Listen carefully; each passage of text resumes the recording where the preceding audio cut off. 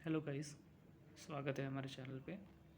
आज हम जानेंगे स्टेनोग्राफी के बारे में और उससे रिलेटेड कुछ क्वेरीज और करियर अपॉर्चुनिटीज़ के बारे में।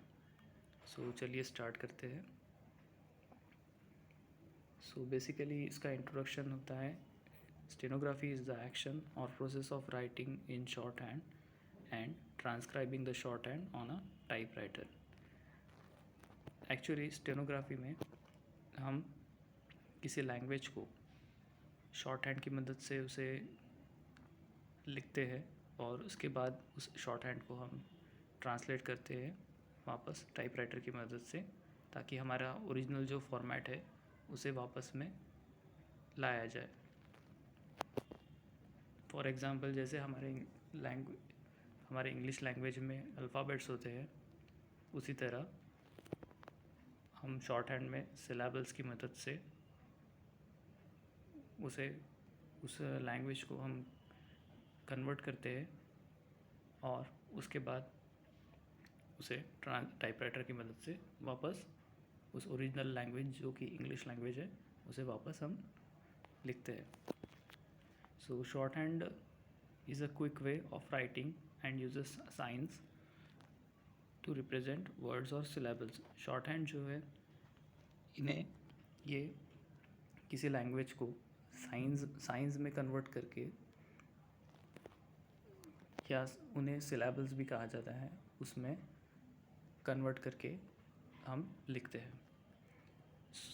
किसी कैंडिडेट को अगर स्किल्ड स्टेनोग्राफर बनना हो तो उसके लिए जो लैंग्वेज होती है, इंग्लिश कहे या हिंदी कहे या अदर लैंग्वेजेस में, जिसमें भी आपको स्टेनोग्राफी सीखनी है, उस लैंग्वेज का ग्रामर और उस लैंग्वेज को जानना ज़रूरी होता है। जिस तरह से साउंड्स जो क्रिएट होते हैं उस लैंग्वेज को कहते टाइम, उसकी जानकारी आपको होना आवश्यक है।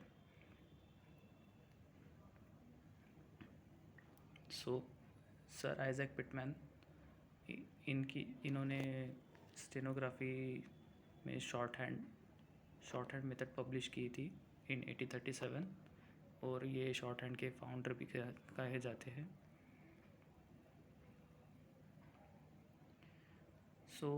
काफ़ी लोगों के मन में होगा कि स्टेनोग्राफी ही क्यों।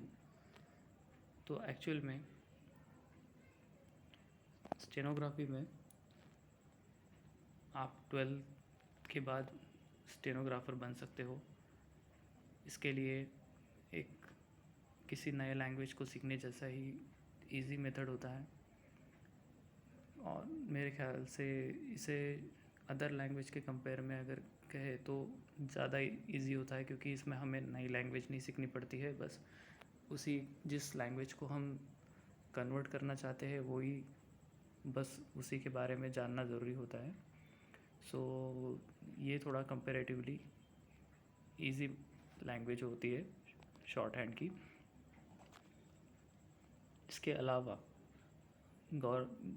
किसी कैंडिडेट को अगर जल्द से जल्द गवर्नमेंट नौकरी पानी हो, उनके लिए शॉर्ट हैंड सीखना और स्टेनोग्राफर बनना एक बेहद अच्छी अपॉर्चुनिटी कह सकते हैं। अगर कोई स्टेनोग्राफर बनना चाहता हो 12th के बाद और जल्द से जल्द नौकरी पाना चाहता हो, तो स्टेनोग्राफर से बेटर और एक डेस्क अच्छी जॉब जो होती है वो स्टेनोग्राफर से बेटर और कोई शायद ही होगी। उसके अलावा अलग अलग इंस्टीट्यूशंस काफ़ी सारे वैकेंसीज आजकल निकालना चालू कर दिए हैं।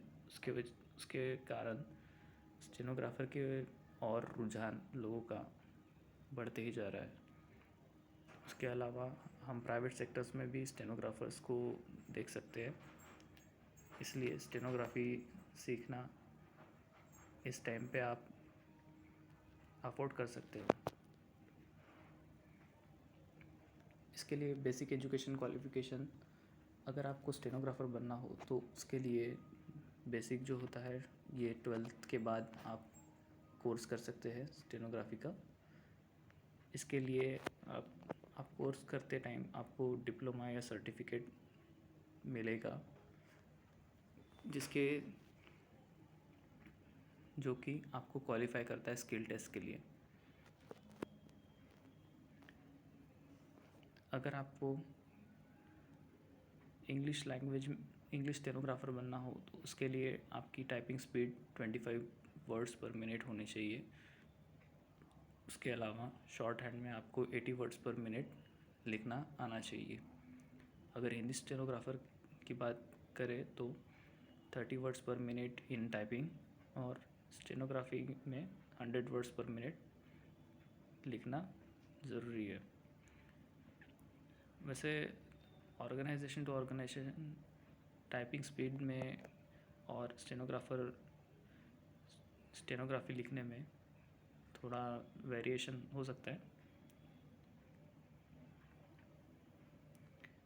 सो एज लिमिट की बात की जाए तो इसमें मिनिमम एज 18 और मैक्सिमम 25 ईयर्स तक जाती है। उसके अलावा बैकवर्ड क्लासेस से बिलोंग करने वाले स्टूडेंट्स के लिए गवर्नमेंट रिलैक्सेशन देती है।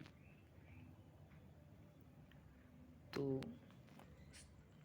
अगर स्टेनोग्राफी एग्ज़ाम आपको क्लियर करनी हो तो उसके लिए कुछ प्रोसीजर्स होती है जनरली, और कम प्रोसीजर होती है as compared to other exams like CGL या बैंकिंग की बात की जाए तो स्टेनोग्राफर की सिलेक्शन प्रोसीजर में 2 मेन टेस्ट होते हैं, एक कंप्यूटर बेस्ड टेस्ट और एक skill test. So computer based test में आपका जनरल नॉलेज, इंग्लिश या हिंदी, जनरल मैथमेटिक्स और रीजनिंग चेक किया जाता है। इसे क्वालिफाई करना आवश्यक है।